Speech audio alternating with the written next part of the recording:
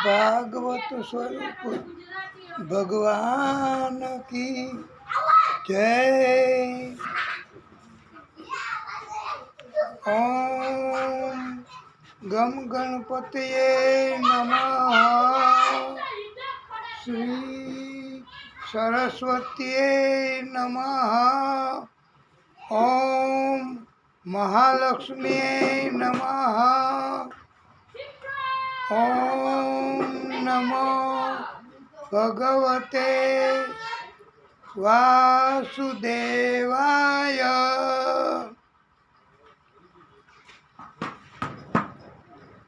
कस्तूरी तिलकम ललाटपटले वक्षस्थले कौस्तुभम नासाग्रे वरमोक्तिकर करतले वेणुकरे कंकणम सर्वांगे हरिचंदनम सुललितम कंठे च मुक्तावली गोपस्त्री परिवेष्टितो विजयते गोपाल चूड़ामणि।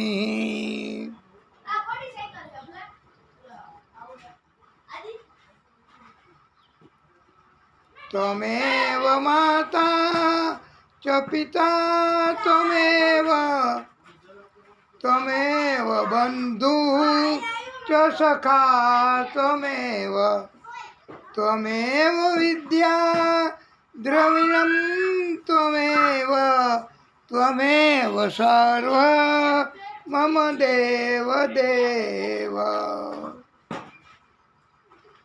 सर्वे भवन्तु सुखिनः सर्वे सन्तु निरामयाः सर्वे भद्राणि पश्यन्तु मा कश्चित् दुःखभाग् भवेत्।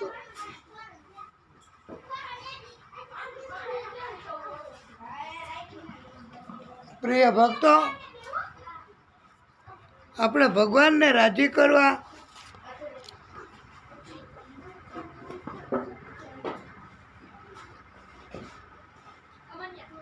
હરે કૃષ્ણ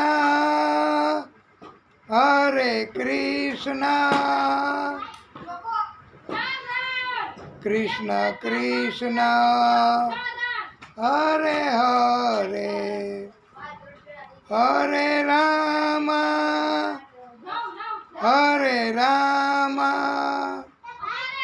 રામ રામ હરે હરે।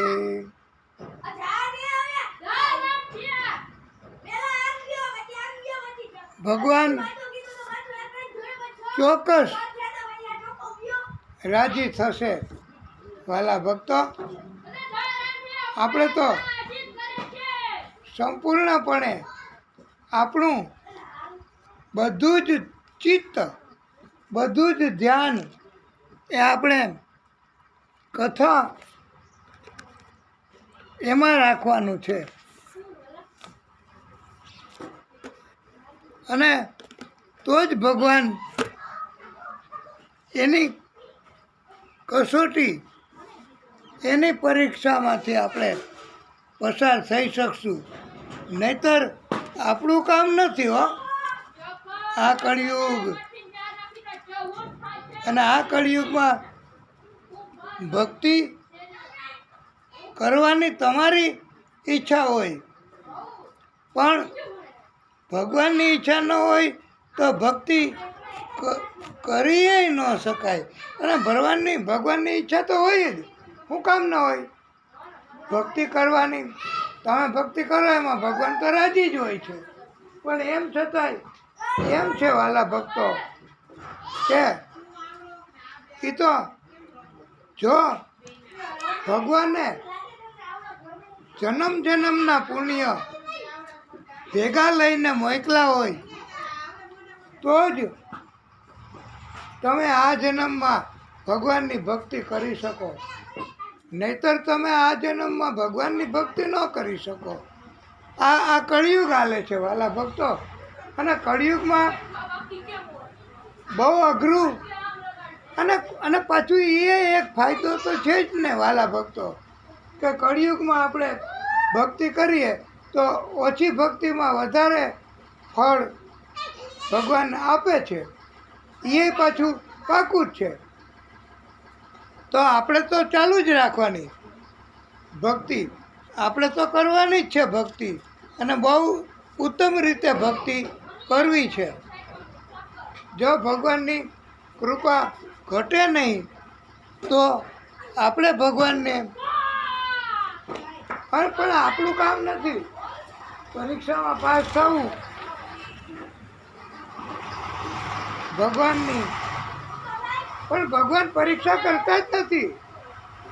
ભક્તોની કાંઈ પરીક્ષા થોડી કરવાની હોય. ભક્તો ભક્તિ કરે છે એ જ ભગવાનના માટે બહુ ઉત્તમ છે, અને ભગવાન એના કારણથી જ ભક્તિ કરો તમે, તો ભક્તિના કારણથી જ તમને ભગવાન રાજી થાય છે અને તમારા તમામ પ્રકારના કષ્ટો દૂર કરે છે. રામ નામ રટતે રહો, राम नाम रटते रहो, जब तक घट में प्राण. राम नाम रटते रहो, जब तक घट में प्राण. कभी तो दीन दयाल के भनक पड़ेगी कान. राम नाम रटते रहो, जब तक घट में प्राण. कभी तो दीन दयाल के भनक पड़ेगी कान. नाम हरि का जप ले बंदे, नाम हरि का जप ले बंदे, फिर पीछे पछताएगा, फिर पीछे पछताएगा. नाम हरि का जप ले बंदे, फिर पीछे पछताएगा. तू कहता है मेरी काया, काया એટલે શરીર. तू कहता है मेरी काया, काया का गुमान क्या, काया का गुमान क्या. चांद सा सुंदर यह तन तेरा, चांद सा सुंदर यह तन तेरा. तन तेरा मिट्टी में मिल जाएगा, तन तेरा मिट्टी में मिल जाएगा. फिर पीछे पछताएगा, फिर पीछे पछताएगा. नाम हरि का जप ले बंदे, नाम हरि का जप ले बंदे, फिर पीछे पछताएगा, फिर पीछे पछताएगा. नाम हरि का जप ले बंदे, फिर पीछे पछताएगा. नाम हरि का जप ले बंदे, फिर पीछे पछताएगा. वहाँ से क्या तू लाया बंदे, वहाँ से क्या तू लाया बंदे, यहाँ से क्या ले जाएगा, यहाँ से क्या ले जाएगा। मुट्ठी बांध के आया जग में, मुट्ठी बांध के आया जग में, हाथ पसारे जाएगा। मुट्ठी बांध के आया जग में, हाथ पसारे जाएगा। वहाँ से क्या तू लाया बंदे, यहाँ से क्या ले जाएगा। मुट्ठी बांध के आया जग में, हाथ पसारे जाएगा। मुट्ठी बांध के आया जग में, हाथ पसारे जाएगा। फिर पछताएगा, फिर पीछे पछताएगा। नाम हरि का जप ले बंदे, फिर पीछे पछताएगा। तू कहता है मेरी काया, तू कहता है मेरी काया, काया का गुमान क्या। फिर पीछे पछताएगा, फिर पीछे पछताएगा।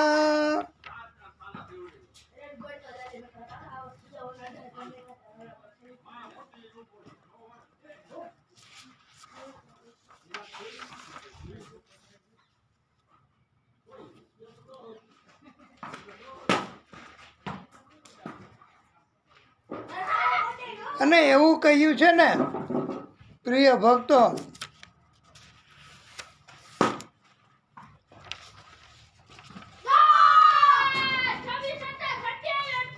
મોંઘા મૂલો માનવ દેહ, ફરી ફરીને નહીં મળે વારંવાર.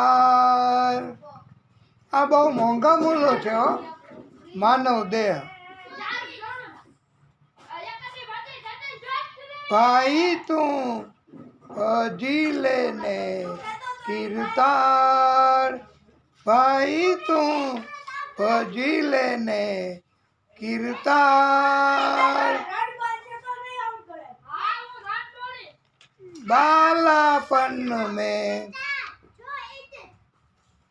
बालापन में खेल खाया, बालापन में खेला खाया. आई जवानी मस्त रहा, बालापन में खेला खाया. आई जवानी मस्त रहा, बुढ़ापन में रोग सताया, बुढ़ापन में रोग सताया. खाट पड़ा पछताएगा, खाट पड़ा पछताएगा. फिर पीछे पछताएगा, फिर पीछे पछताएगा.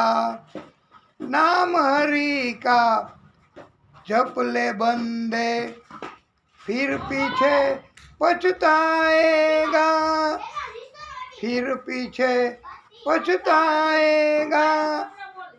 जपना है सो जप ले बंदे, जपना है सो जप ले बंदे. आखिर तो मिट जाएगा, जपना है सो जप ले बंदे. आखिर तो मिट जाएगा. કહે તો કબીર સુનો ભાઈ સાધો, જ્યાં કબીરનું નામ આવે ત્યાં સાધુનું જ આવે હો. કહે તો કબીર સુનો ભાઈ સાધુ, करनी का फल पाएगा, करनी का फल पाएगा।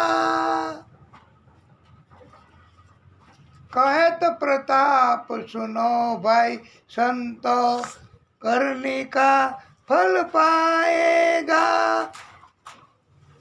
करनी का फल पाएगा। नाम हरि का जप ले बंदे, नाम हरि का जप ले बंदे, फिर पीछे पछताएगा, फिर पीछे पछताएगा।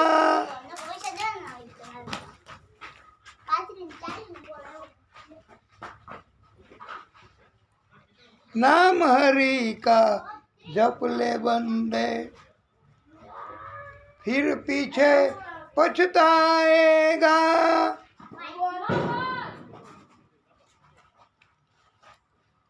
શ્રી કૃષ્ણએ હવે એવી લીલા કરી, પ્રિય ભક્તો, બહુ સમજવાની અને બહુ બોધ મળે એવી છે હો આ લીલા. હા, ઋષિઓને નિમિત્ત બનાવ્યા જો. શ્રી કૃષ્ણ ધારે એવું કરે, ગમે તેને ગમે એ કાર્ય માટે નિમિત્ત બનાવે. શ્રી કૃષ્ણએ ઋષિઓને નિમિત્ત બનાવ્યા. હકીકતમાં તો પોતાના યાદવ કુળનો કૃષ્ણ પોતે જ નાશ કરવા ઈચ્છતા હતા, નહીં તો યાદવોને કોઈ જીતી શકે એમ ન હતા. કૃષ્ણએ શ્રાપ અપાયો છે ઋષિઓ મારફતે, પણ યાદવ કુળનો નાશ થયો છે. કૃષ્ણ અને ગાંધારીએ શ્રાપ આપ્યો કૃષ્ણને, એ કારણથી એ નાશ થયો છે. ગાંધારીએ કહ્યું છે કે ગાંધારીએ કહ્યું છે, શ્રાપ આપતા હતા કે હે કૃષ્ણ, તમે ધાર્યું હોત તો મારા આખા કુળને તમે બચાવ્યું હોત, પણ તમે મારા આખા કૌરવ કુળનો નાશ કરી નાખ્યો છે. ધાર્યું હોત તો નાશ તમે પાંડવોનો કર્યો હોત, પણ તમે એકેય પાંડવોમાંથી પાંચમાંથી એકેય ઓછા થવા નથી દીધા. તો હે કૃષ્ણ, હું તમને શ્રાપ આપું છું કે તમારો પણ આખા યાદવ કુળનો નાશ થશે.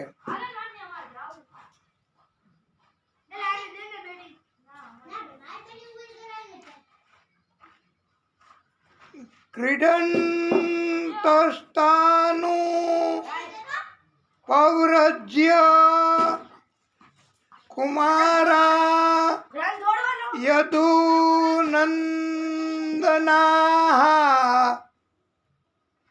ઉપસડ ગ્રહ પપ્રછન વિનિતા વિનિતવત. અઘરું પડે છે વાલા ભક્તો, બહુ અઘરું પડે, પણ આ તો બધી પરમાત્માની લીલા, કૃષ્ણની લીલા સમજવાની. યાદવ કુમારો સાંબ, બીજા ઋષિઓ બધા ભેગા થયેલા, અને તેઓ બધા એની પાસે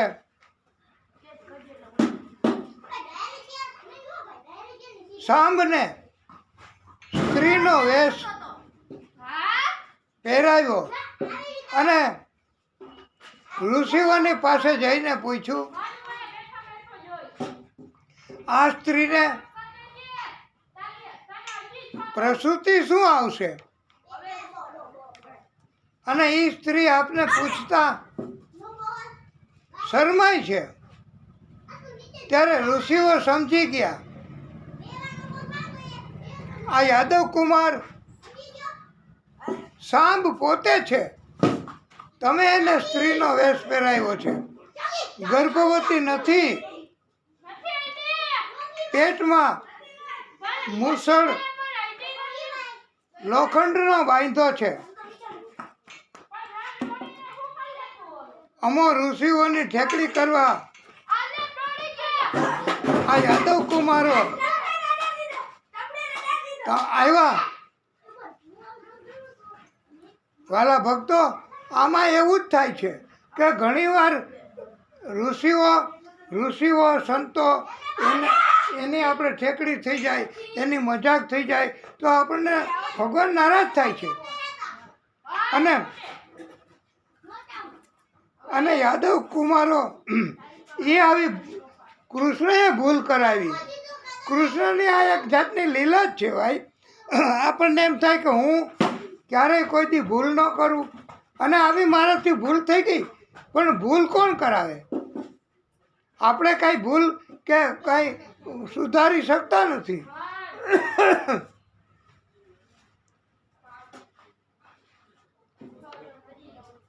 અને ઋષિઓએ કહ્યું કે એના પેટમાં લોખંડનો મૂસળ બાંધ્યો છે.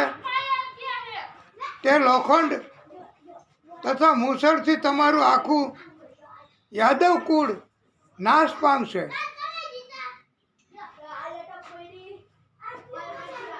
શ્રાપની વાત રાજા ઉગ્રસેનને કહી. ઉગ્રસેન મહારાજે મૂસળનો ચૂરો ભૂકો પાવડર કરાવી નાખ્યો. ચૂરો સમુદ્રમાં ફેંકાવી દીધો. સમુદ્રએ કિનારા ઉપર એ બધોય ચૂરો એ ફેંકી દીધો. એને એરકા નેતર એવા નામથી પણ ઓળખાય છે. આ એક જાતની વનસ્પતિ હોય છે. એ ઉગી નીકળી. ચૂરો થયો તે લોખંડનો ટુકડો દરિયામાં એક માછલી ગળી ગઈ. માછલીને બજારમાંથી ખરીદી ટુકડો બહાર ફેંક્યો. એ જરા નામનો શિકારી એ ટુકડો લીધો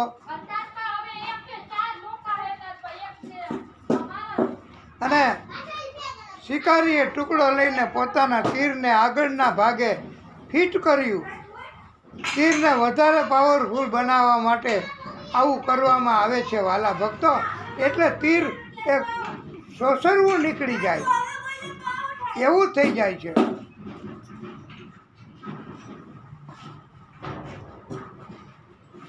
ભગવાન ઈચ્છે તો શ્રાપનો નાશ કરી શકે. ભગવાન ઈચ્છે તો બધુંય કરી શકે.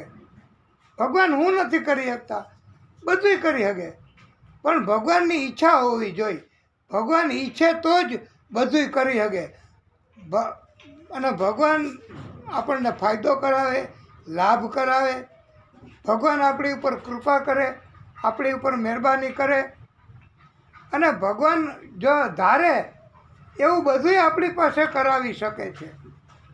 પણ ભગવાન કૃષ્ણ ઈચ્છતા જ નહોતા. એ ધારે તો શ્રાપને પણ સરળ બનાવી શકે. આપણે એક કથામાં કીધું હતું જ ને શરૂઆતમાં કે માર્કંડ એનું આયુષ્ય પૂરું થવાનું હતું અને યમરાજાને કહી દીધું કે મારે આ માર્કંડનું આયુષ્ય અનેક વર્ષ સુધીનું કરી આપ્યું છે લાંબુ.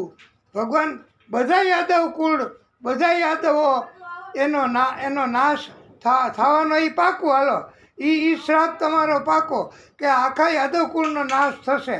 પણ ભગવાન જો જેમ મહાદેવજીએ નહોતું કર્યું એમ ભગવાન ઈ છે. અને ભગવાન કરે તો એમ કે મેં યાદવ કુળ આખાની યાદવ કુળના બધા સંતાનોની ઉંમર આયુષ્ય અનેક ગણું લાંબુ કરી નાખ્યું છે.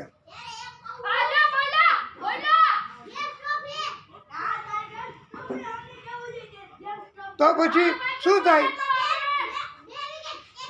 એ તો અને તીર કામઠું એ કંઈ ન જ રહે. શ્રાપ પાકો પણ ક્યારે એ નથી કીધું. એટલે વાલા ભક્તો, યાદવ કુળનો નાશ થવાનો છે એ હવે નક્કી થઈ ગયું. નક્કી થઈ જ જાય. કર્મ ઉપરથી ખબર પડી જાય કે આ કર્મ બરાબર નથી. ભગવાન તો કૃષ્ણએ તો લીલા કરી અને ગાંધારી પાસેથી શ્રાપ પોતે મેળવી લીધો. પણ પ્રિય ભક્તો, ભગવાને બાળકોને નિમિત્ત બનાવ્યા છે. એટલે ઘણી વખત આવું કરતા હોય. આપણે કથામાં ઘણી વાર કહ્યું છે કે ભગવાન ધારે એની પાસે ધારે એવું કાર્ય કરાવે છે. અને ભગવાન આ આગળની લીલા કરવાના, એ કઈ લીલા કરવાના એ આપને હવે ખબર પડી ગઈ હશે કે ભગવાન આગળની લીલા હવે આ શ્રાપ અપાવવાની લીલા કરી.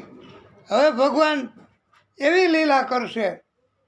એ થોડીક આપણે કથા આગળ કરી અને પછી આપણે એ લીલા ભગવાન કરશે એની વાત પણ આપણે કરવાના છીએ. અને એ કથા પણ આપણે દિવ્ય રીતે કરવાની છે. અને પ્રિય ભક્તો, એકવાર નિમિ રાજા યજ્ઞ કરાવતા હતા. નિમિ રાજાએ મહાત્મા યોગેશ્વરોનું સ્વાગત સન્માન કર્યું, પૂજન કર્યું, ઉચિત આસન આપ્યા અને પૂછ્યું, હે મહાત્મા નિમિ, આપ યોગેશ્વરોને ભગવાન વિષ્ણુના સેવક તથા મધુસૂદનના પાર્ષદો જ હું માનું છું.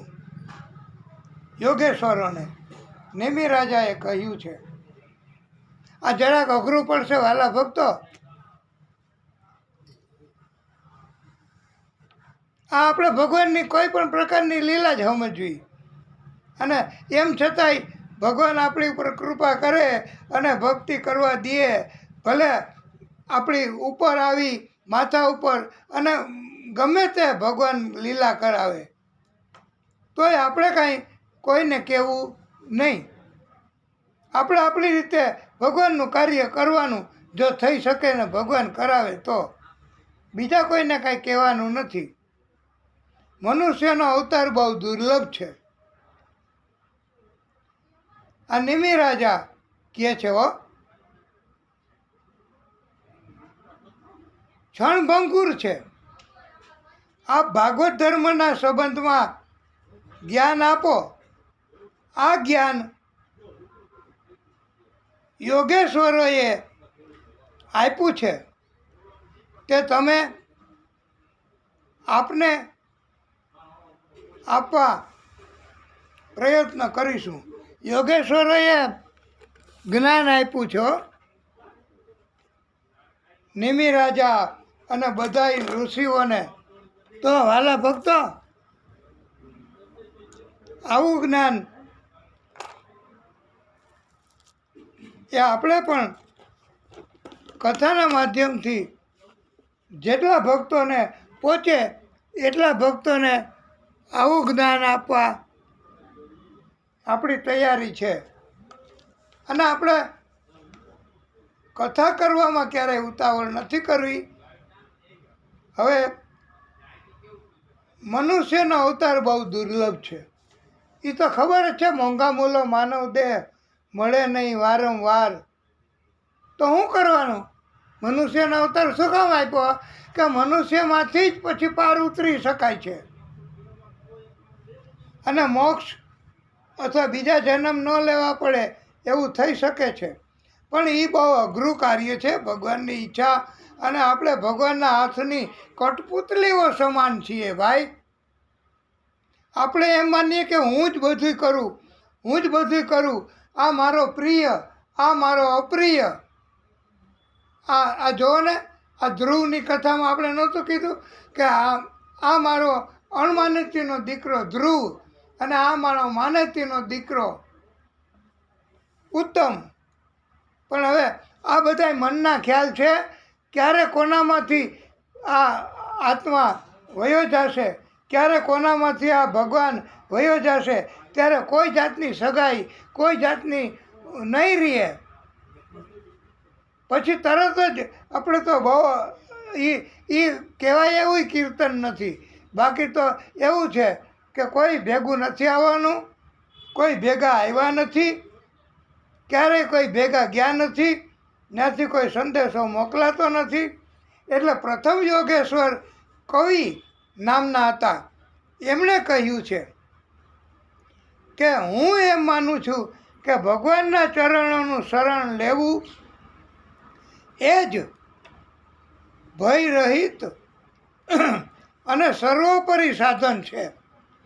કળિયુગમાં તો ખાસ કે ભગવાનનું શરણ લેવું, ભગવાનનું શરણ લેવું એ તો ક્યાંથી અઘરું છે ભાઈ. આપણે મતલબ સ્વાર્થ હોય ત્યાં સુધી આપણે માણસોનું શરણ લઈએ કે અમે તમારા દાસ, અરે અમે તમારા નોકરનાય નોકર છીએ, અમારા માટે સેવા આપો. ત્યારે એ તો જ્યાં સુધી ફીર તો આપણે એકવાર કીધું છે કથામાં, જો તમને યાદ હોય તો, આ કથામાં નહીં પણ અગાઉ કથામાં ઘણીવાર કહેવામાં આવ્યું છે. અને ઉત્તમ પ્રકારનો બોધપાઠ પણ આપ્યો છે કે વક્ત ઇન્સાન કા એસા ભી કભી આતા હૈ, वक्त इंसान का ऐसा भी कभी आता है, राह में छोड़ के साया भी चला जाता है. આ સમય સમયને માન છે. અને ભાગવત કથામાં એવો ઉપદેશ આપ્યો છે. અર્જુને પોતે કહ્યું છે કે મોટા ભાઈ, કાબે અર્જુન લૂંટ્યો, વહી ધનુષ વહી બાણ, સમય બલવાન હૈ નહીં મનુષ્ય બલવાન. આપણો બળ, આપણું સ્ટેટસ, આપણું ધન, આપણી મિલકત, આપણું બધું જોઈ અને આપણને થોડુંક અભિમાન આવી જાય. પણ વાલા ભક્તો, ભગવાનની કૃપા ઘટે અને જ્યારે, અને અંગ્રેજીમાં પણ એક કહેવત છે ને, ડિફિકલ્ટીઝ કમ્સ વિથ બટાલિયન. એક તકલીફ આવે ને તો મિલિટરીની જેમ ધડ ધડ ધડ ધડ ધડ ધડ ધડ ધડ ધડ ધડ ધડ મિલિટરી કેમ ઉતરી પડે, એક હારે 5, 10, 15 લાખની સંખ્યામાં મશીન ગન સાથે અને હુમલો ને યુદ્ધ કરે. એવી રીતે જ એમ કહેવાય છે કે મુશ્કેલી આવે ને ત્યારે મુશ્કેલી છે એ અનેક રીતે આવે છે અને મિલિટરીની જેમ આવે છે. માટે ક્યારેય, અને ભય રહિત તો માત્ર કોણ કરાવે? આપણને માણસોનો ભય, આપણને પશુ પક્ષીનો ભય, આપણને રાતના અંધારાનો ભય, આપણને મૃત્યુનો ભય,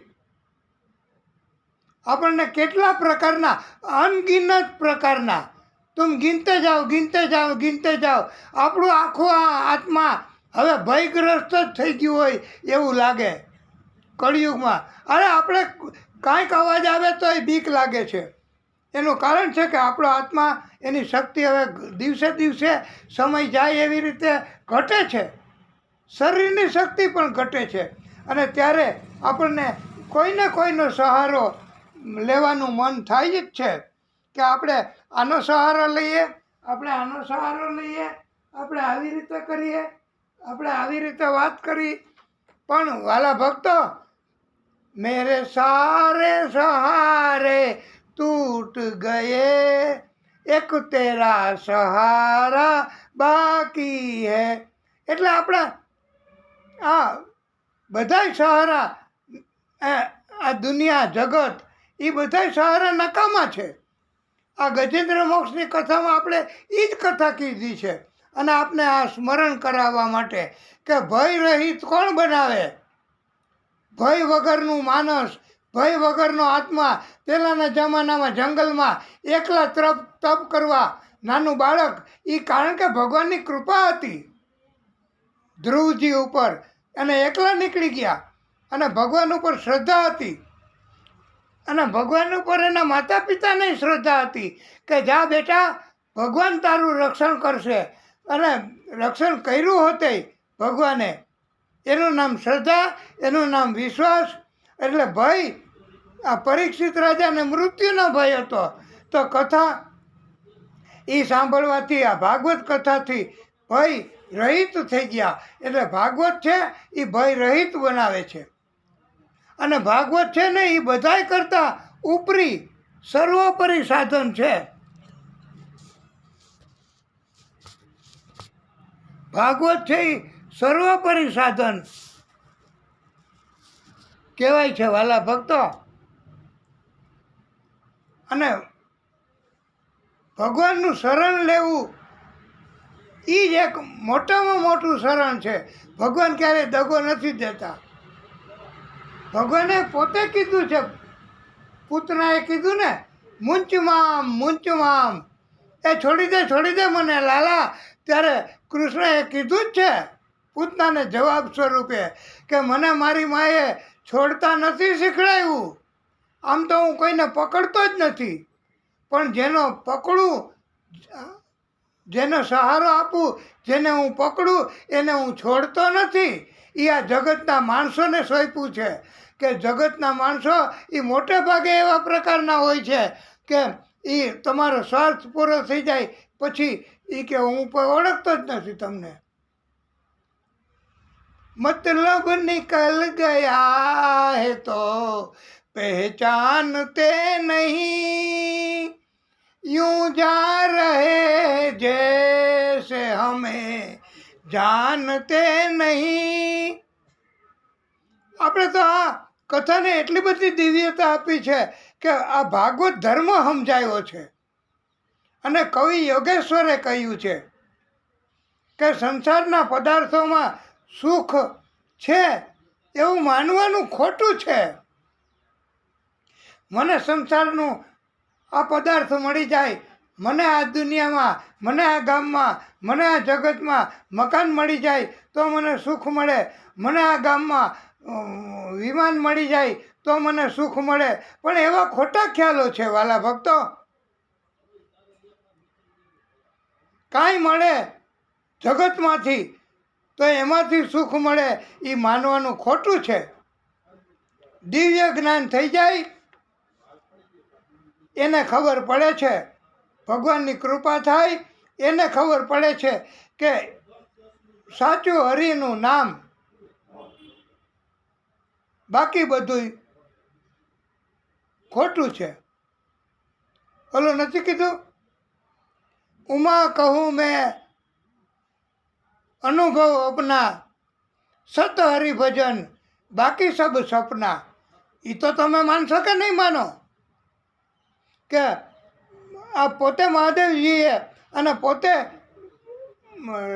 આ કહ્યું છે, ભગવાને પોતે પ્રાગટ્ય કરીને કે આ જગત છે એ એક સપના સમાન છે, સાચું હરિનું નામ છે.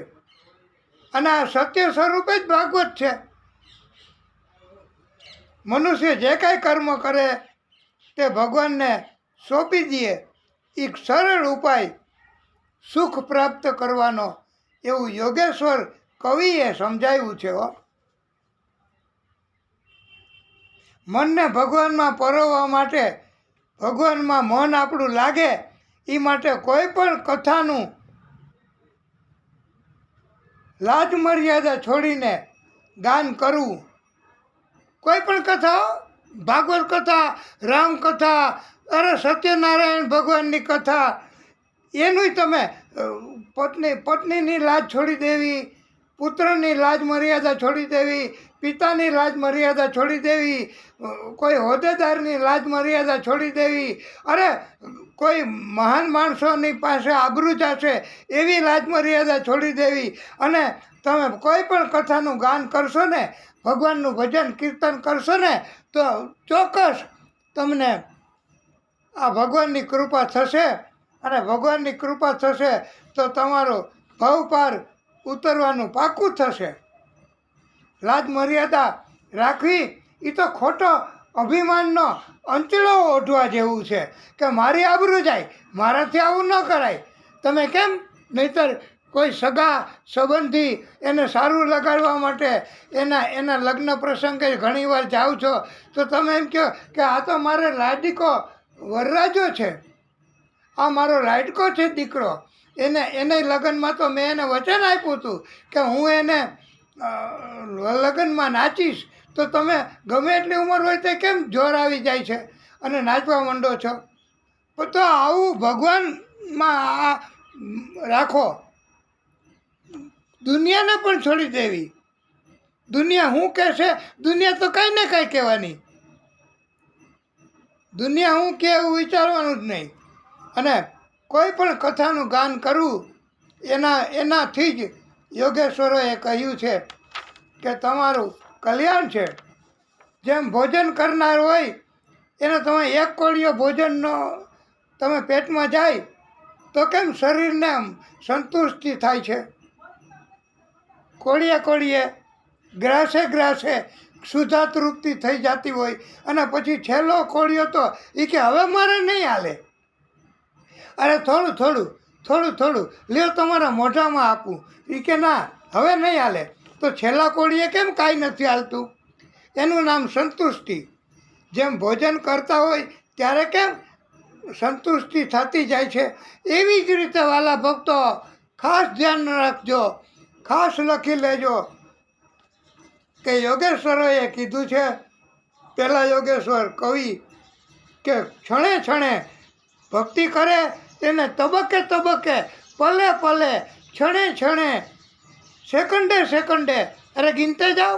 તમે જેમ ભક્તિમાં આગળ તમે ભક્તિ કરશો એમ તમને ભગવાનની કૃપા, સુખ, આનંદ અનુભવ થશે ને થશે જ. તો હવે તો તમે અમારે કહેવું પડશે કે હવે તો તમે જરાક બે હાથને જોડીને રાધે રાધે બોલો, રાધે રાધે. રાધે કૃષ્ણ ગોવિંદ ગોપાલ રાધે રાધે. હવે બીજા યોગેશ્વર શ્રી હરિ એમણે કહ્યું છે, પ્રિય ભક્તો, કે જે અભિમાન કરતો નથી, જન્મ અને કર્મને મહત્વ આપતો નથી,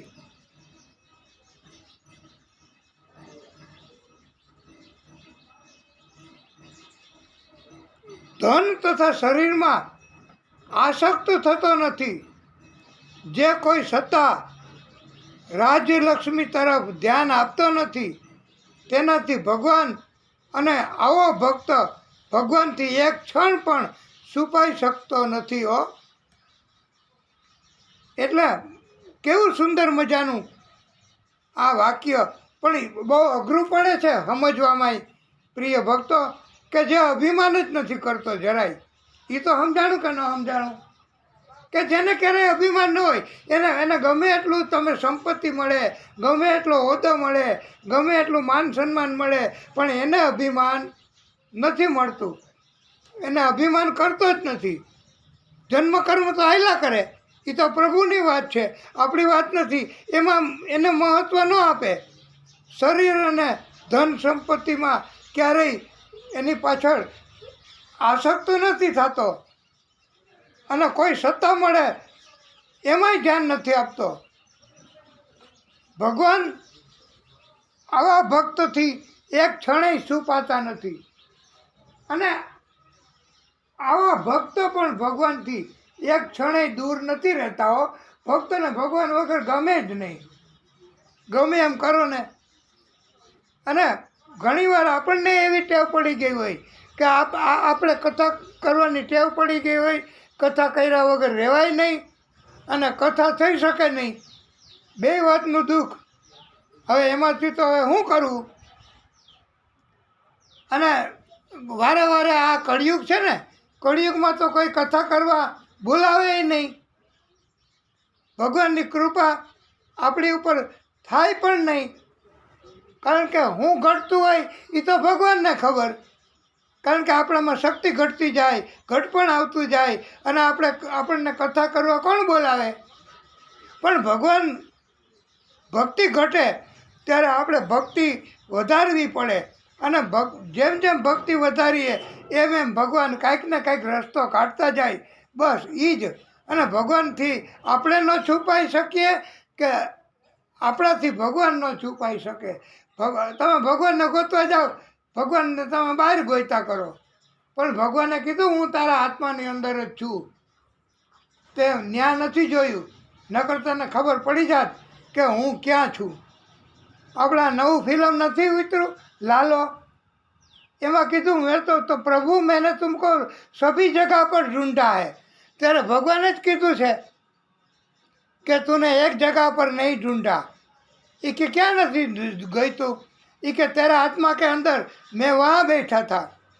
એટલે ભગવાનના નામની વ્યવસ્થાથી પણ ઉચ્ચારણ કરવામાં આવે ને. ઘણીવાર આપણને બહુ આ હૃદયમાં, મનમાં આપણને બહુ અફસોસ થયા કરે કે હે ભગવાન, આ તમે શું કરો છો? હે ભગવાન, આવું તો કાંઈ હોય? હે ભગવાન, મને તો તમારી લીલા કેવા પ્રકારની છે કંઈ સમજાતું નથી. એમ તમે ભગવાનની ઉપર કોઈ પણ કારણથી, કોઈ પણ રીતે તમે એને ભગવાનને તમે વાત કરો તો પણ તમારા સમગ્ર પાપ નાશ પામે છે. આ અમે ઘરનું નથી કીધું, ભાગવતમાં લખ્યું છે, અને બીજા યોગેશ્વર કવિ આ શ્રી હરિએ પણ કહ્યું છે. અને આવા ભક્તોને ભગવાન એક ક્ષણ માટે પણ છોડતા નથી. આપણને એમ થાય કે ભગવાન મારું કાંઈ કરતા નથી, ભગવાન મારી સામે જોતા નથી. હું મારાથી થાય એટલી ભક્તિ કરું છું, મારાથી થાય એટલા પ્રયત્નો કરું છું, મારાથી થાય એવું હું બધાને વિનવણી કરું છું, બધાને વિનંતી કરું છું, પણ મારું કાંઈ ઉપજતું નથી. પ્રભુ, મને કાંઈ ખબર નથી પડતી કે મારે શું કરવું. પણ ત્યારે ભગવાન આપણી બાજુમાં જ હોય છે, આપણી પાસે જ હોય છે. ભગવાન એવો જવાબ આપે છે વાલા ભક્તો કે તું સૂઈ જા ત્યારે હું શું કરું છું? ભગવાન, તને સૂઈ જા ત્યારે હું તારું ધ્યાન કોણ રાખે છે? હું રાખું છું. તને નીંદ આપનાર હું છું, અને તારું ધ્યાન રાખનારે હું છું, તને જગાડનારે હું છું, અને તને જાગ્યા પછી તારું રક્ષણ કરવાનારે હું જ છું. એવું આ બીજા યોગેશ્વર શ્રી હરિએ કહ્યું છે. અને ભગવાનની ભક્તિ કરવી બસ. અને ભગવાન આપણાથી દૂર છે. ભગવાન અને ગોપીઓએ પણ એવું માની લીધું હતું ભાઈ. ગોપીઓએ પણ કીધું હતું કે આમ ગોતું તેમ ગોતું, ગોતું સારો સંગાત, એ વાલા ગોતું તારો સંગાત. આપણે ભગવાનને એમ કહે કે હું તો બધેય ગોતું છું, પણ તમે મને દેખાતા નથી. ભગવાન કેવી રીતે દેખાય? આપણે આખી દુનિયાને બોધપાઠ આપવો છે. આપણે બધાને ઉપદેશ આપીએ છીએ, આપણે કથા એને પાચન કરીએ, આપણે કથાને સમજીએ છીએ, અને આપણે કથાને અર્થ પણ સમજાવીએ છીએ બધાને. તો આપણે એટલું ન સમજી શકીએ કે ભગવાન છે ને છે. ભગવાન આપણને દ્રષ્ટિ આપે તો જ દેખાય, નહીંતર ભગવાન દેખાય નહીં. પણ કાંઈ વાંધો નહીં વાલા ભક્તો, આપણે ભગવાનને જોઈ નહીં શું કામ છે? આપણે રોટી કા કામ હે કે ટપ ટપ કા? રોટી ખાવાનું કામ છે કે એટલે નથી ઓલી કહેવત ગુજરાતીમાં તમને બધાને ખબર હોય તો કે રોટલાનું કામ કે ટપાકાનું? આમ ટપાકાનું કામ કે રોટલાનું? એ કે આ રોટલો બની ગયો લ્યો, તો એ કે પણ ટપ ટપ અવાજ તો ન આવ્યો, રોટલો કેવી રીતે બન્યો હોય છે? અરે ભાઈ, તુમકો રોટી કા કામ હે કે ટપ ટપ કા? તો આપણે ભગવાનનું કામ શું આ કળિયુગમાં ભગવાનનું કરવું છે? ભગવાન આપણને ન દેખાય તોય કાંઈ વાંધો નહીં. આપણે ક્યાં ભગવાનની હારે રાસ રમવો છે? આપણે તો એવું છે કે હે પ્રભુ કુછ તો કીજીએ, અને ભક્તિ થાય એવું તો કરો. મારે મારો સ્વાર્થ નથી જોતો, મારે મિલકત નથી જોતી, મારે ધન નથી જોતું, મારે જૂથ નથી જોતું, મારે મિત્રો નથી જોતા, મારે બીજા કોઈનો સાથ નથી જોતો, પણ તમારી ભક્તિ તો કરવા દ્યો. અને આટલી શક્તિ તમે રહેવા દીધી છે તો ઘટપણમાં હવે કામ લાગે અને ઘટપણ સુધરે એટલા માટે હે પ્રભુ તમે કાંઈક તો કૃપા કરો. અને ભગવાન સાંભળતા જ હોય છે અને ભગવાન દયા રાખે જ છે. ભક્તો ઉપર દયા ન રાખે ભગવાન તો કોની ઉપર દયા રાખે? પણ આપણે કથામાં એવું કીધું છે કે કૃષ્ણ તો વાટ જ જોતા હતા કે ક્યારે તમે ગોપીઓ ગોવાળો મને હૃદયથી પોકાર કરો, પ્રેમથી પોકાર કરો અને હું તમારી પાસે મદદ કરવા આવી જાઉં, હું એવી વાટ જ જોઉં છું, એમ કૃષ્ણ કહે છે. તો કદાચ આપણને એમ કૃષ્ણ કહેતા હોય કે તમે મને જે કાંઈ તકલીફ હોય એ ન કહો તો હું ભગવાન કરે જ. તમારી તકલીફની ભગવાનને ખબર જ હોય, ભગવાન એનો ઉપાય કરતા જ હોય. પણ આપણને વિશ્વાસ શ્રદ્ધા આ કળિયુગના કારણથી ન બેહે. અને અમને હો વાલા ભક્તો, અમે કથાના વક્તા હોય તો એ અમને આ ઘણી વખત શ્રદ્ધા ઉડી જતી હોય કે ભગવાન આ શું છે, મારી કેટલીક કસોટી, મને કેટલું કષ્ટ, પણ ત્યારે ભગવાન સમજતા જ હોય કે એમ છતાંય જો અમે પોતે બીજાને ઉપદેશ આપીએ છીએ કથાના માધ્યમથી તો અમને એટલી ખબર છે કે ભગવાનને બધી તકલીફની ખબર હોય. ભગવાનને કહેવાની જરૂર નથી વાલા ભક્તો, ભગવાનને બધી વાતની ખબર છે અને ભગવાન એનો ઉપાય ગોતે છે અને ગોતે છે. પણ આપણે ધીરજ ધારણ કરવી. પણ આપણે એક જાતની આ ભક્તિ જ છે ભગવાનને. ભગવાન કદાચ એવી વાત જોતા હોય તો કે આપણને એમ કહે કે તમે મને પ્રતાપભાઈ તમે મને વિનંતી કરો, તમે મને પોકાર કરો પ્રેમથી તો હું તમારી તકલીફ દૂર કરું. તો ભગવાન કંઈ એમ થોડા કહે, એ તો ગોપીઓને અને ગોવાળોને અને સખાઓને કહેતા હતા, એને વચારે એવો પ્રેમ હતો. આપણે તો હું ભક્તિ કરી કહેવાય, આપણી ભક્તિ ક્યાં સુધીની ભાઈ? આપણી કોઈ પણ રીતે સ્વાર્થની જ ભક્તિ હોય છે ને વાલા ભક્તો. આપણને કષ્ટ પડે એટલે આપણે તરત ભગવાનને યાદ કરીએ છીએ. એમાં અમે આવી ગયા અને તમે શ્રોતાઓએ આવી ગયા કહેવાય હો. હા, આપણે બધા ભગવાનની ભક્તિ એ સ્વાર્થને કારણે જ કરતા હોય છીએ અને છતાંય ભગવાન કબૂલ કરે છે આપણી ભક્તિ. એવું ભગવાને કીધું જ છે. કળિયુગમાં પણ ભગવાને કીધું છે કે તમે ભાવે ભજી લ્યો ભગવાન, જીવન થોડું રહ્યું કાંઈક આત્માનું કરી લ્યો કલ્યાણ, જીવન થોડું રહ્યું. એટલે ભગવાન એ બધુંય ધ્યાન રાખે છે. તમે કોઈ પણ રીતે ભગવાનનું ભજન કરો, બસ તમે હાલતા ચાલતા બોલતા તમે કોઈ પણ રીતે અને તમને જે રીતે ફાવે એ રીતે. હવે એક રીત તમને ફાવી ગઈ, તમને ભગવાન આખી જિંદગી જે કરાવ્યું હવે એવી રીતે તમે ભક્તિ કરશો અને એવી રીતે નહીં થઈ શકે તો પછી એ ભગવાન જો ભક્તિ નહીં કરવા દે એવી રીતે તો ની વાત જુદી છે. પણ તમે એમ કહો કે હે ભગવાન મને ભક્તિ કરવા તક આપો તો ભગવાન ચોક્કસ. અને એમ કહું છું કે એ આપણે તમારા બધાના આવી દિવ્ય કથા, આવી કથા તમે શ્રવણ કરો છો અને તમને મળે છે ઘરે બેઠા આ કથા અમારા અવાજમાં, તો તમે એટલું રિપીટ કરી નહીં બોલી શકો. અને અમારી તો આમાં ભૂલ ન પડવી જોઈએ એવું અમે આ ભગવાન પાસે માગીએ છીએ કે કથા કહેવામાં જરા કંઈ જો ભૂલ પડી તો લોકો અત્યારે ટીકા તો બહુ કરતા હોય, હવે તમને હું કથા વાંચતા આવડે, હવે અમે જોયું તમારી કથામાં આવું કહી દઈએ બસ. પણ અમે તો ભક્ત, ભગવાનના દાસ અને એનાય દાસ, અને અમારે તો ભક્તિ કરવી છે એટલે અમે ભગવાનના પાસે માગીએ છીએ. અમારે સ્વાર્થ નથી, અમારે કાંઈ સ્વાર્થ આ સુદામાની જેમ બસ ભક્તિ જોઈએ, નરસિંહ મહેતાની જેમ ભક્તિ જોઈ છે.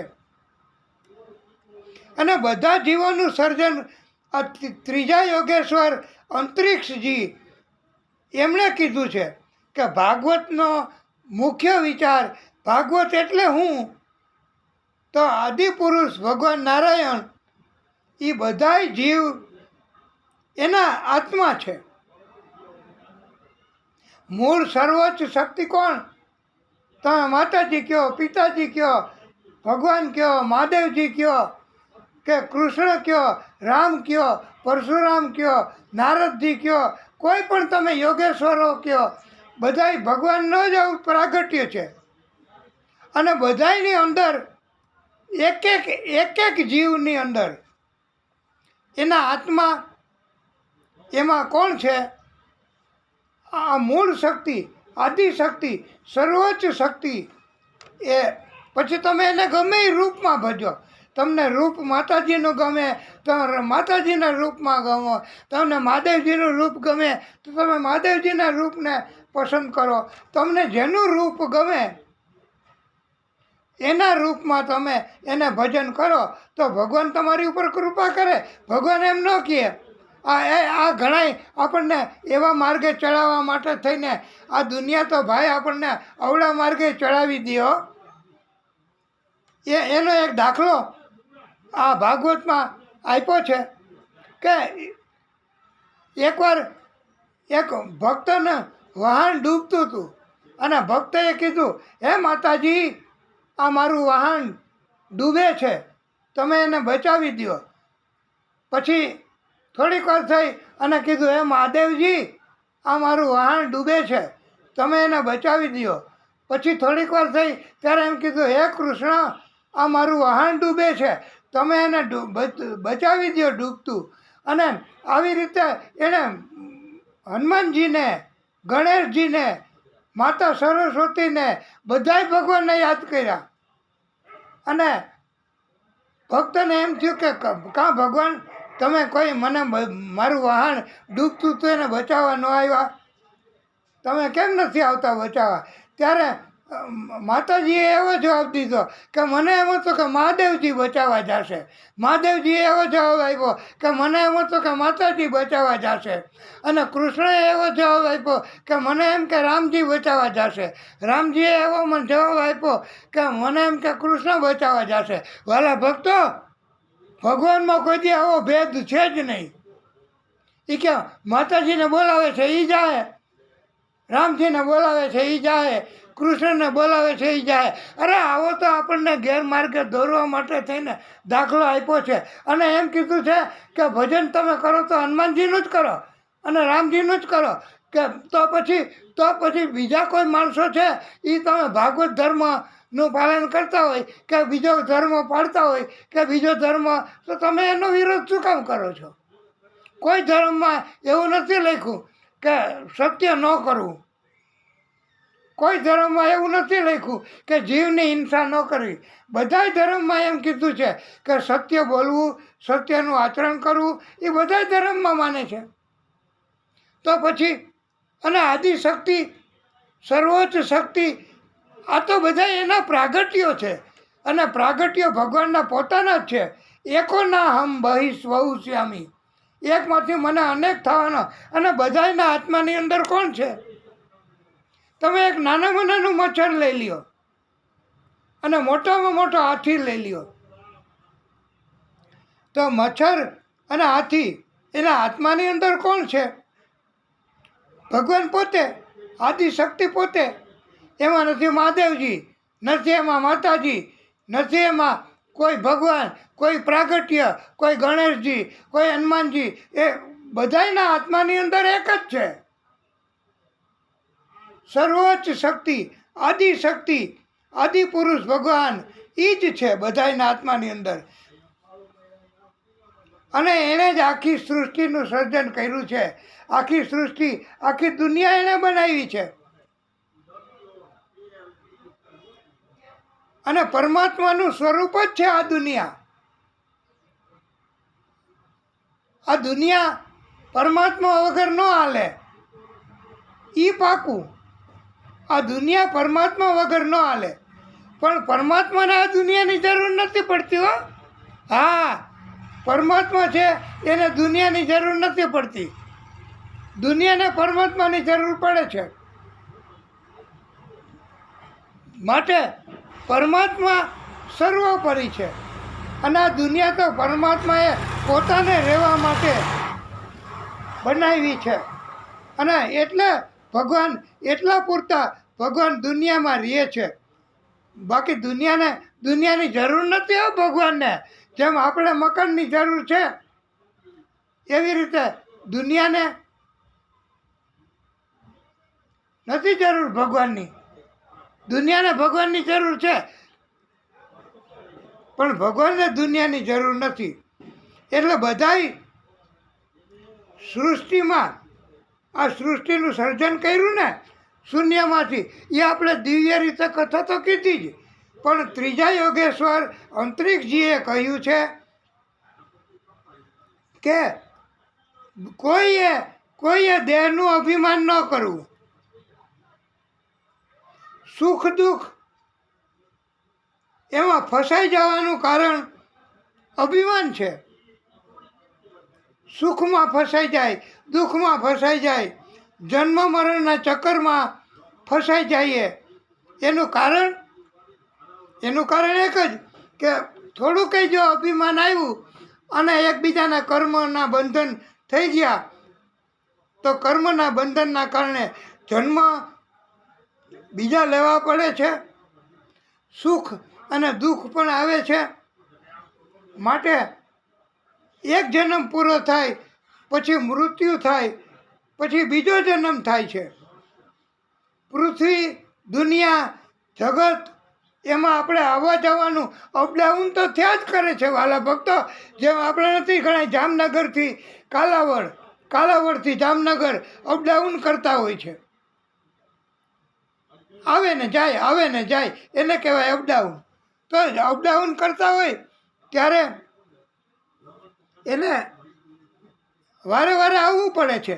એમ આ જગત અને દુનિયા, અરે પરમાત્મા આદિશક્તિ તો કાયમ રહેવાની જ. આપણે છીએ ઘડીકના મહેમાન, જીવન થોડું રહ્યું. આપણે તો મહેમાન છીએ આ દુનિયામાં અને જેનો જન્મ થયો છે એનું મૃત્યુ તો થવાનું અને થવાનું જ. એટલે અને ભક્તો એમ કહે છે કે સુખ દુઃખ એ પરમાત્મા દૂર કરી શકે. સુખ માટે થઈ અને કર્મના બંધનમાં ફસાવવું નહીં. એક જન્મ પૂરો થાય પછી આવવા જવાનું રહે, પણ આવવા જવાનું ન રહે એના માટે શું કરવું પડે વાલા ભક્તો? આવવા જવાનું બંધ થાય એના માટે તો એના માટે થઈને કાં આપણે જામનગરમાં મકાન લેવું પડે, કાં આપણે કાલાવડમાં મકાન લેવું પડે સરસ મજાનું, મનને ગમે એવું, આત્માને ગમે એવું, અને ત્યાં આપણું બધું ચાલ્યા કરે એવું. તો જામનગરથી કાલાવડ ને કાલાવડથી જામનગર અપડાઉન થવાનું બંધ થઈ જાય. એવી રીતે જન્મ મૃત્યુના ચક્કરમાંથી જો મુક્તિ જોઈતી હોય તો ત્રીજા યોગેશ્વર અંતરિક્ષજીએ કહ્યું છે કે આદિશક્તિ એ બધાય જીવની અંદર છે. એટલે તો એમ સંતો અને ભક્તો અને ઋષિઓ બધા કહે છે કે નયમો એ સૌને ગમ્યો. આમતા કહે છે સૌને એટલે બધાયની અંદર આદિશક્તિ જ છે. આ બાયને તો એના પ્રાગટ્ય છે વાલા ભક્તો, અને ભગવાને છૂટ દીધી છે કે તમે મારા પ્રાગટ્ય નહીં ભજન કરી શકો. તમે ગમે એનું ભજન કરો ને હું ચોક્કસ આવી જઈશ. આદિશક્તિ ચોક્કસ આવી જશે. લ્યો, તમે માતાજીને બોલાવશો તો એ આદિશક્તિ આવી જાય. તમે હનુમાનજીને બોલાવશો તો એ આદિશક્તિ આવી જશે. આમ ત્રીજા યોગેશ્વર અંતરિક્ષજીએ ભાગવત ધર્મ એના વિશેનું આપણને દિવ્ય શિક્ષણ આપ્યું છે વાલા ભક્તો. અને આપણે આ કથા કોઈ દિવસ ક્યારેય કોઈ ભક્તોને આખી કથા આ યોગેશ્વરોની સપ્તાહ કથા કહેવા માટે અમે પણ ઘણીવાર જાય છીએ, ત્યારે અમને પણ એવી તક નથી મળતી કે અમે આખી કથા કઈ સંભળાવીએ અને તમને સમજાવી શકીએ. પણ આપણે આ કથા ભગવાને આપણી પાસે કથા કરાવી એ એટલા માટે કે કોઈ જાતની ઉતાવળ ન કરવી, સમજાઈ જાય એવી રીતે કથા કરવી, અને કથામાં વિક્ષેપ આવે તો કોઈને કાંઈ કહેવું જ નહીં. બધાની અંદર ભગવાન છે એ તો પાકું જ. ત્રીજા યોગેશ્વર અંતરિક્ષજીએ કીધું કે આદિશક્તિ નાના બાળકોમાંય છે, અને નાના બાળકો મારફતે આ ભગવાન કૃષ્ણએ જ લીલા કરી છે. કઈ કે પેલા યોગેશ્વરજીએ કીધું કે આ કૃષ્ણએ જ લીલા કરી, ભગવાન કૃષ્ણના યાદવ કુળના બાળકો મારફત કે ઋષિઓની ઠેકડી કરી. હવે કાંઈ ઋષિઓની ઠેકડી કરાય? ધ્રુવજી જ્યારે વનમાં ગયા ત્યારે એની માતાએ કેવી શિખામણ આપી હતી કે બેટા ભગવાનનું સ્મરણ છોડતો નહીં, ભગવાન કૃપા ન કરે, વરદાન ન આપે, પ્રસન્ન ન થાય ત્યાં સુધી તું પાછો આવતો નહીં, એમ કીધું છે. અને બધાની સાથે વિનય, વિવેક, વર્તન એવું કરજે કે ભગવાન રાજી થાય, અને તો જ નારદજી એમને ગુરુ મળ્યા હો. નહીંતર અત્યારે કળિયુગના કારણથી આપણને ખબર ન હોય અને કોઈ આપણા બાળકો એને કાંઈ એવું શીખડાવી અને પછી એવી ટેવ પાડી દઈએ તો આપણું બાળક કંઈ મોટું થઈને કાંઈ એમાં સુધારો ન થાય. આપણે એમ માનતા હોય કે આપણા બાળકને આપણે સુધારી લેશું, પણ ના, એ તમારી હાજરીમાં બીડી ન પીએ. આ તો દાખલો છે હો, તમને કથાને અસરકારક બનાવવા માટે કે તમારી હાજરીમાં બીડી ન પીએ, તરત જ તમને ખબર પડી જ જાય કે આવડા બીડી પીને આવ્યો છે, એનું મોઢું જોવાને ગંધાય. અને ભાઈ કુસંગત, ખરાબ સોબત, એનાથી બચવું, એનાથી તો જન્મના ચક્કરમાં ફસાવવું પડે છે. અને એનાથી બચવા માટે તો ભગવાનની કૃપાની જરૂર છે. બધા ભગવાનની ઘરમાં પૂજા હું કામ કરો છો? બધા ભક્તિ હું કામ કરો છો? ભગવાન મંદિરે શું કામ તમે બધા જાઓ છો? ભગવાનને યાદ શું કામ કરો છો? રાત્રે સૂતી વખતે સવારમાં ઉઠીને તમે ભગવાનનો શું કામ દીપ જલાવો છો? એ એટલા માટે વાલા ભક્તો કે ભગવાનનું તમને 24 કલાક જો સ્મરણ રહેશે, તમારા હૃદયમાં ભગવાન બિરાજમાન થશે, તો ભગવાન છે એ જાગૃત રહેશે અને ભગવાન તમારી ઉપર કૃપા કરશે. તમારું અહિત થવાનું હશે તોય તમારું અહિત થવા નહીં દે, એનું કારણ આ ભગવાન. એટલે વાલા ભક્તો, આ યોગેશ્વરોની કથા એ તો ભાઈ નિમિ રાજાને બહુ દુર્લભ હતી હો. અને આ નવ યોગેશ્વરોએ જે અભિપ્રાય આપ્યો ટૂંકમાં, એનો આપણે તો હજી અમારું એવું કહેવાનું છે કે અમે આપને આનો ખાલી સાર સમજાવી શકીએ બસ. કે તમે, અને સાર એ બહુ ઘણું થઈ પડે, અને તમે આટલી શાંતિથી આવી રીતે બેસીને એક ધારા, નથી કોઈ ઊભા થતા, નથી પેશાબ પાણી બાથરૂમ કરવા જતા, કે કાંઈ ઈચ્છા થતી નથી, તમને પણ આ કથાનો કાંઈક તો અસર છે જ. અને પ્રિય ભક્તો, જેવી રીતે આજે ફોન તમે વક્તાશ્રીને કર્યો, એવી રીતે તમે વક્તાશ્રીને ફોન કરો. તમારો કોઈ સંકેત, તમારો કોઈ ઈશારો, તમારું કોઈ કાર્ય હોય તો અમે ભગવાનને પ્રાર્થના કરશું અને તમારું કાર્ય પણ પૂરું થઈ જશે. અને ભગવાન છે એ ભક્તોનું સાંભળે. અને એમ કીધું છે કે ભગવાન હંમેશા ભક્તો ઉપર કૃપા કરે છે અને કરે છે. હવે ચોથા યોગેશ્વર પ્રબુદ્ધજી, એણે ભાગવતનો ધર્મ સમજાવ્યો છે વાલા ભક્તો. આ પ્રબુદ્ધજીએ એમ કીધું છે કે તમારે ઈચ્છા ન કરવી. ઈચ્છા જો તમે કરશો, કામના તમે કરશો, તો કામના કરશો, ઈચ્છા કરશો, તો ઈચ્છા પૂરી કરવા માટે થઈને તમારે સુખ મળશે એવું તમારું માનવું થઈ જશે. તમે ઈચ્છા કરશો કે મારે મકાન જોઈએ, સુદામાને આપ્યું એવું મકાન આપો, તો એના માટે થઈને તમારે ભક્તિ કરવી પડે, એના માટે થઈને તમારે ભગવાનને રાજી કરવા પડશે, અને ભગવાન કૃપા કરશે જ. એમ ઈચ્છા તમે કરો તો એને પૂરી કરવા માટે થઈને ગમે તેવા કર્મ ન કરવા, એમ ચોથા યોગેશ્વર પ્રબુદ્ધજીએ સમજાવ્યું છે. ધનથી ધન મેળવવું તો ભગવાન તમે જે માગો એ આપે છે. ભગવાનને ખબર જ હોય છે કે તમારે શું જરૂર છે, પણ તમારી લાયકાત તો તમારે કેળવવી, તમારે ભક્તિ તો કરવી, ભગવાનને તમારે યાદ તો કરવા, તમારે સ્મરણ તો કરવું, તમારે ખપ પડે ભય પડે ત્યારે તમારે એવી પ્રાર્થના કરવી, એવી માનતા કરવી કે હે માતાજી, હે દ્વારકાવાળા, તમે મારું કલ્યાણ કરશો, તમે મારું કંઈક કરશો તો હું તમારી ત્યાં હાલીને દ્વારકા આવીશ. અરે ભાઈ, સુદામાએ ના પાડી છે કે મારે નથી આવવું, મારે ભગવાન પાસે નથી જવું. કંઈ ભક્તિ કરવા માટે થઈને ભગવાનની ગમે ત્યાં ભક્તિ થાય. તમે જંગલમાં વયા જાઓ. ધ્રુવજી વયા ગયા હતા જંગલમાં, ધ્રુવજીને ખબર નહોતી. ધૃતરાષ્ટ્ર અને ગાંધારી એ વયા ગયા હતા. વિદુરજી એ વયા ગયા હતા અને બધાય વનમાં વયા જ ગયા છે. અને જેણે જેણે વનના માર્ગે, ભક્તિના માર્ગે એક ડગલું જો ભર્યું છે ને તો ભગવાન 10 ડગલા હામાં આવે છે. હવે આ પ્રબુદ્ધજીની વાત તો આપણને સમજાય એવી તો છે. પરમાત્મા એક જ એવા છે કે જે તમને શાંતિ આપે એવા છે, આનંદ કરાવે છે. તમે જેને તમારું માનશો એ જ તમને દગો દે, તમે જેને તમારા માનશો એ જ તમારું કાર્ય નહીં કરે ત્યારે તમને અફસોસ થશે.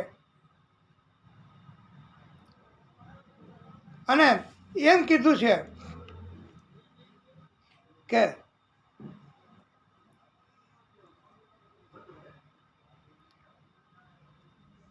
दुनिया से मैं हारा चला आया तेरे पास, दुनिया से मैं हारा चला आया तेरे पास, यहाँ से भी जो हारा कहाँ जाऊँ ओ सरकार.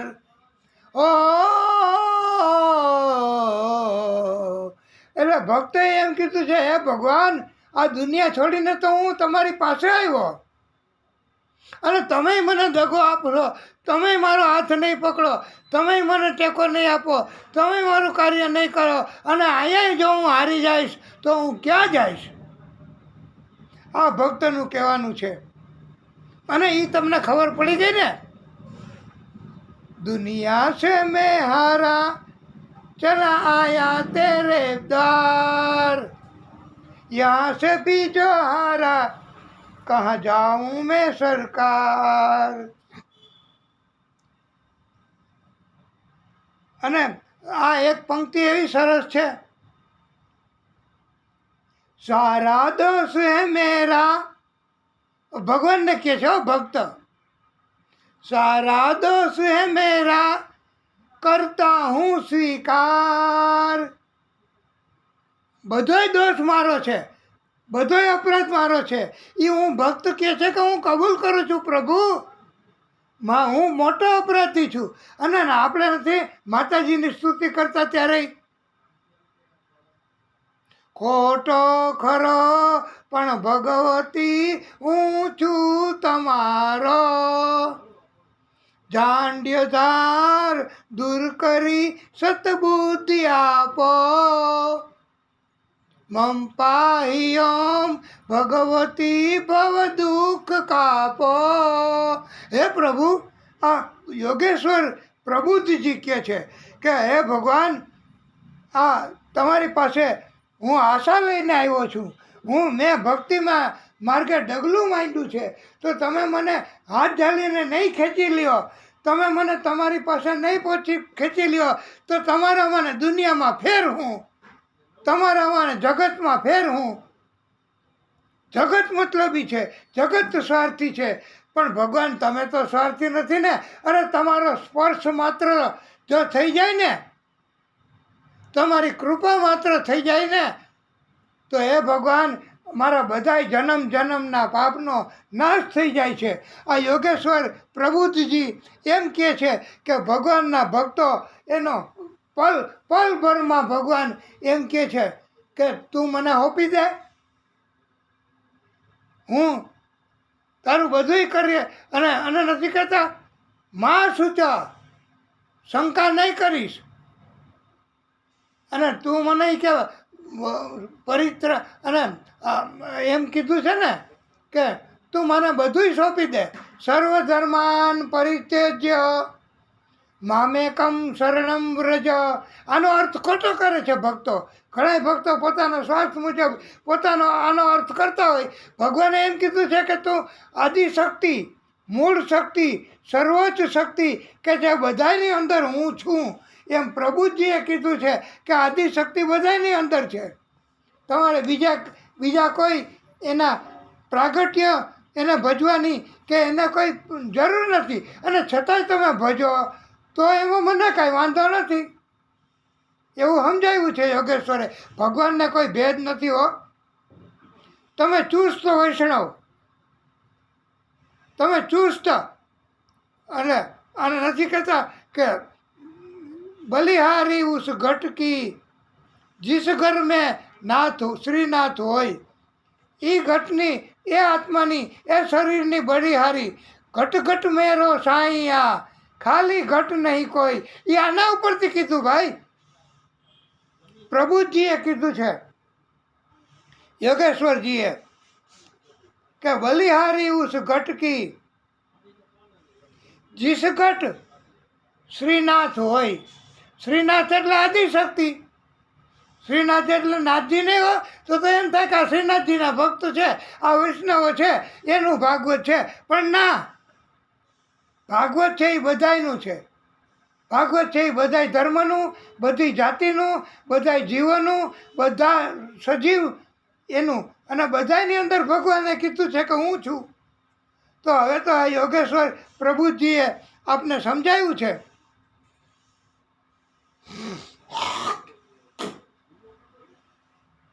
અને જે ભક્ત સતત, આ છેલ્લું વાક્ય પ્રભુજીનું, કે જે ભક્ત સતત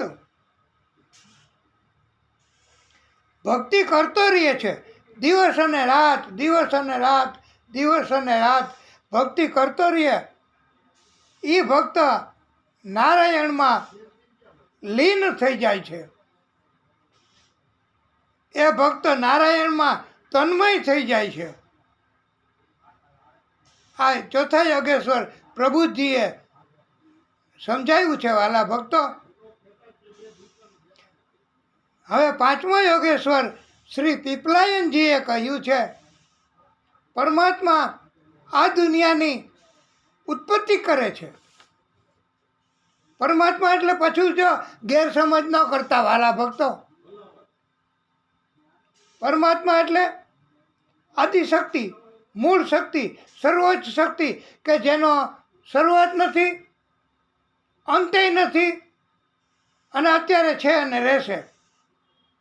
એટલે પરમાત્મા આખી દુનિયાની ઉત્પત્તિ કરે છે. બીજી વાત, પાલન પોષણ કરે છે. એમ ન માનવું કે આ વૃદ્ધાશ્રમ હું ચલાવું છું, તો અભિમાનની વાત થઈ ગઈ. ભગવાનને એમ થાય કે તું હલાવીશ તો હલાવી લે. ભગવાનને એક જરા કંઈ અભિમાન ગોપીઓનું નથી ગમ્યું, અને વયા ગયા હતા ભગવાન મદદ કરતા, આનંદ કરાવતા. તો પછી ભગવાન છે એ બધી દુનિયાની ઉત્પત્તિ કરે છે. પરમાત્મા આદિશક્તિ પછી પાલન પોષણય કરે છે, નાશય કરે છે. અને જાગૃત જે હોય છે ત્યારે ભગવાન સ્વપ્ન અવસ્થામાં હોય ત્યારે, તથા સુષુપ્તિ બેભાન અવસ્થામાં હોય છે ત્યારે બધા જીવની સાથે જ ભગવાન હોય છે. તમે જુઓ કે આપણે કેમ થોડીક વાર બેભાન થઈ જાય, થોડીક વાર આપણે બેભાન થઈ જાય તો પછી આપણને કેમ ભાન આવી જાય છે.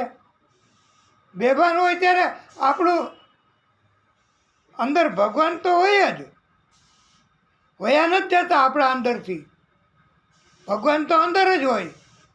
પણ આ ભાન આવ્યું એટલે કે ભગવાન જાગૃત, ભગવાન તો હોય જ છે, પણ આપણને આ એમ લાગે છે એ આપણા પોતાની અંદરની એવી પ્રબળ મનોવૃત્તિ હોય છે. પરમાત્માને આખી દુનિયા બધા જીવની સાથે સતત રહે છે, 24 કલાક રહે છે. જ્યાં સુધી આ શરીરમાં આત્મા છે ત્યાં સુધી ભગવાન આદિશક્તિ એ સતત રહે છે બધા જીવની અંદર.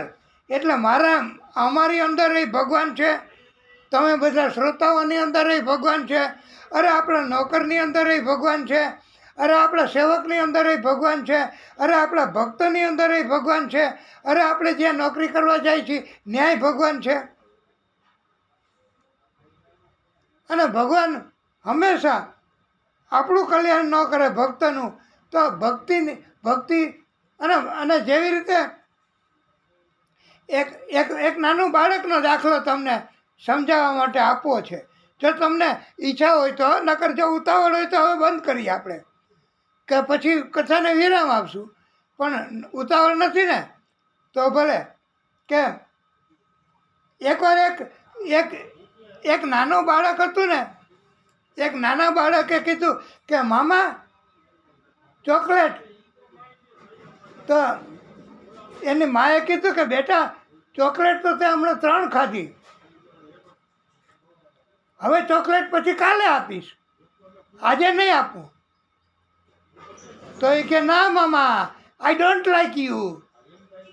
છોકરો કે, કારણ કે એને છોકરાને ચોકલેટમાં પ્રેમ, ચોકલેટમાં પ્રીતિ, ચોકલેટમાં આવું છે. તો એને માએ કીધું તને નુકસાન થશે, તારું કલ્યાણ નથી આમાં, તને આ ન ખવાય વારે વારે, અને આટલી બધી ન ખવાય. તો એટલે કીધું કે હવે તને કાલે આપીશ. તો એણે કીધું કે ના મામા, I don't like you, I will not talk with you, I will not speak with you. અને બાળક રીસાઈ ગયું. એ બાળકની અજ્ઞાનતા છે, એ બાળકની અજ્ઞાનતાના કારણથી બાળક રીસાઈ ગયું. એવી રીતે ભક્તો છે એને કષ્ટ પડે, ભક્તને કોઈ ઈચ્છા પૂરી ન થાય તો ભક્તને એમ થાય કે હે ભગવાન, તમે મારું કંઈ કામ કરતા નથી ને, તો હું તમારાથી રીસાઈ જાઉં છું, હું તમારું આજથી કોઈ દી નામ નહીં લઉં. પણ તો હું જેમ માતા છે એ તરત બીજી વાર છોકરાને કહે, બીજે દિવસે કે બેટા અહીંયા અલા ચોકલેટ તારે જોતી હતી ને, એમ નથી આપતી. એની મા કાંઈ રીસાઈ જાય, છોકરો રીસાઈ જાય, બાળક રીસાઈ જાય. એ બાળકની એક જાતની આતુરતા છે મેળવવાની, આ બાળકની એક જાતની આતુરતા ચોકલેટ ખાવાની છે, અને એને બહુ પસંદ છે. પછી એ નહીં, બાળક મોટો થઈ અને ભક્તિ કરશે, મોટો થઈને ભક્ત થશે, અને મોટો થઈને ભક્ત થશે ત્યારે તમે એ બાળકને એમ કહેશો કે બેટા ભક્તિ કરમાં, કે બેટા તું ભક્ત રહેવા દે, આપણે દુનિયા શું કહેશે, તું ભક્તિ કરમાં. આ પ્રબુદ્ધજી, આ પીપલાયનજીએ કહ્યું છે કે ભગવાન છે એ હંમેશા કોઈ દિવસ ભક્તથી રીસાતા નથી. ભક્ત રીસાઈ જાય, ભક્તને એમ થાય કે I will not speak with you, I will not talk with you. હે પ્રભુ, આપ મારું કામ નથી કરતા. પણ ભગવાન કે બેટા તારી ભક્તિ તો હજી પૂરી થવા દે, પછી હું તને મદદ કરીશ, અને બહુ તું માયામાં પડમાં. એટલે ભગવાન છે એ આપણા હારા માટે બધું જ. ભાગવત ધર્મ એટલે કયો ધર્મ? ભાગવત ધર્મ એટલે ભગવાનને ઓળખી લેવા, ભગવાનને પામી લેવા, ભગવાન શું છે એનું જાણી લેવું, એનું તત્વ સમજી લેવું. એ ચતુશ્લોકી ભાગવતમાં જે કીધું એવું જ આ પીપલાયનજીએ કહ્યું છે. લ્યો, એવી જ રીતે. અને નારાયણ ભગવાન જ અંદર જ્યાં સુધી બેઠા છે ત્યાં સુધી જો, અને એ ક્યારેય અને વયા જાય પછી પાછા આવતા નથી. સિવાય કે ભગવાન પોતે, અને ઘણી કથા મારે ભગવાન તો હું નથી કરી શકતા, પ્રહલાદજી એમ કીધું કે પિતાજી મારા ભગવાન ક્યાં નથી એ તમે મને સમજાવો. હિરણ્ય કશ્યપે જ્યારે પૂછ્યું ને કે બેટા તારા ભગવાન ક્યાં છે, ત્યારે હિરણ્ય કશ્યપ એણે તો પ્રહલાદજીએ શું કીધું હતું એ તમને યાદ હોય તો હજી કાલની કે પરમદીની કથામાં કે કઈ કથામાં આવ્યું હતું કે ભગવાને તો છે કે પ્રહલાદજીએ એમ કીધું હતું કે પિતાજી મારા ભગવાન ક્યાં નથી એ તમે મને કહો. મારા ભગવાન ક્યાં છે એમ નહીં. અત્ર તત્ર સર્વત્ર વિષ્ણુ, જલે વિષ્ણુ સ્થલે વિષ્ણુ, બધી જગ્યાએ ભગવાન છે જ. એવી રીતે એમ કીધું છે ભાગવત ધર્મમાં કે ભાગવતમાં હું નથી, ભાગવતમાં હું નથી. તમે એમ કહો કે ઇતિહાસમાં આવું ન આવે, ગણિતમાં આવું ન આવે, અંગ્રેજીમાં આવું ન આવે, ગુજરાતીમાં આવું ન આવે, એમાં એની મર્યાદા છે. પણ ભાગવતની કોઈ મર્યાદા નથી, આવું કીધું છે યોગેશ્વરજીએ. આખું ભાગવત ધર્મ સમજાવ્યું છે. અને અમારે હજી આપને આ નવ યોગેશ્વરોની કથા એ વિસ્તારથી સમજાવી છે. અને આપ ઊંચા નીચે થાવ છો એની અમને ખબર છે. અને આ ઠંડી પણ એવી કાતિલ પડે છે હમણાં, ઠંડો પવન એવો અત્યારથી, છતાંય તમે બધા શાંતિથી કથા સાંભળો છો અને ભગવાનની કૃપા મેળવી રહ્યા છો. એ તમારું સદભાગ્ય છે. જન્માંતરેણ ભવેત પુણ્યમ તદાપી ભાગવતમ લભેત. એને જ ભાગવત, અને ભાગવતથી પવિત્રતા આવે છે. એ આપણે અસંખ્ય વાર, અને પ્રભુજી, પીપલાયનજી, આ બધા ઋષિઓએ વિગતવાર સમજાવ્યું છે. આપણે તો વિગતવાર સમજાવીએ તો કદાચ 2 વર્ષે આ કથા પૂરી થાય.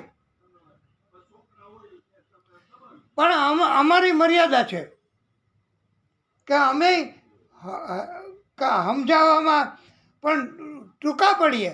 અમે એટલા વિદ્વાન નથી, અમે એટલા જ્ઞાની નથી, અમારો એટલો અભ્યાસ નથી, અમારી એટલી કથાઓ કહેવાની પ્રેક્ટિસ નથી, અમે એટલી બધી કથાઓ કરવા કોઈ પાસે ગયા નથી, અમે લાઈવ કથાઓ કરી નથી. અમે તો બસ ભક્તિ સ્વરૂપે કથાઓ કરવા ગયા છીએ, ભક્તિ સ્વરૂપે કથા કરીએ છીએ. અને આ કથા છે એ ભક્તિના હેતુથી જ કરીએ છીએ. અને તમને બધાને ભક્તિ કરાવવાની એ અમારો ઉદ્દેશ છે, માટે અમે આ કથા કરીએ છીએ. વાલા ભક્તો, એટલે આ કથા હવે આપણે એમ અમને લાગે છે કે આ કથાને આપણે અહીંયા વિરામ આપશું, પછી આગળની કથા કહીશું. નમ પાર્વતી પતયે હર હર મહાદેવ હર. હે ભાગવત સ્વરૂપ ભગવાન, હે વાલા ભક્તો, આપ કથાનું ચિંતન કરજો અને ભગવાનને ભૂલતા નહીં ક્યારેય એવી, અને ભગવાન આપણને ક્યારેય આપણા અંદર ચિત્તમાંથી જાય નહીં એવી રીતે. અને કથાને આપણે ટૂંકો વિરામ આપશું. બોલીએ ભાગવત સ્વરૂપ ભગવાન કી જય. કથાને ટૂંકો વિરામ.